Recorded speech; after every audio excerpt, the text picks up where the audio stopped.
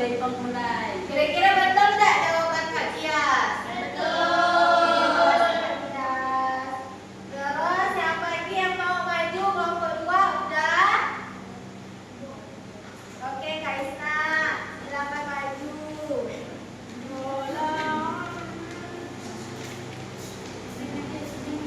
Baiklah, di sini kelompok kami mendapat terkait jari-jari makanan, yang mana di sini ada gambar-gambar. Pertama itu tumbuhan, yang mana tumbuhan itu sebagai produsen.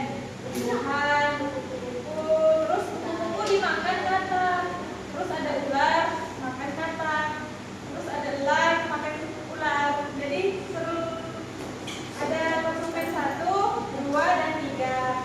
Lalu ada contoh makhluk hidupnya. Makhluk hidup contohnya kupu-kupu, yang mana kupu-kupu ini masuk ke konsumen tingkat 1. Lalu ada kata konsumen 1, elang itu konsumen 3 karena tingkat terakhir.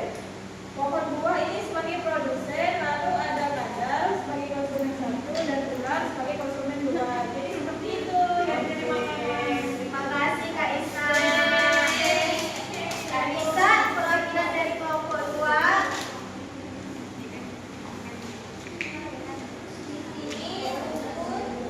Berperan sebagai produsen.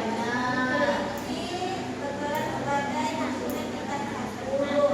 Ular berperan sebagai konsumen tingkat 2 dan jarum sebagai konsumen 2. Oke, terima kasih Kak Nisa. Nah, tadi kan teman-temannya sudah menjelaskan mengenai LKPD, rantai makanan dan jaring-jaring makanan. Jadi, kesimpulan pada pembelajaran kali ini, rantai makanan itu adalah sebuah proses makan atau dimakan antar makhluk hidup. Sedangkan jaring-jaring makanan itu dia lebih kompleks lagi dari rantai makanan. Nah, sampai di sini apakah ada yang ingin bertanya atau kurang paham? Ya, paham Bu. Oke, terima kasih. Bu tutup ya pembelajaran hari ini. Ya Bu. Pak Dewi, silakan pimpin doa penutupnya.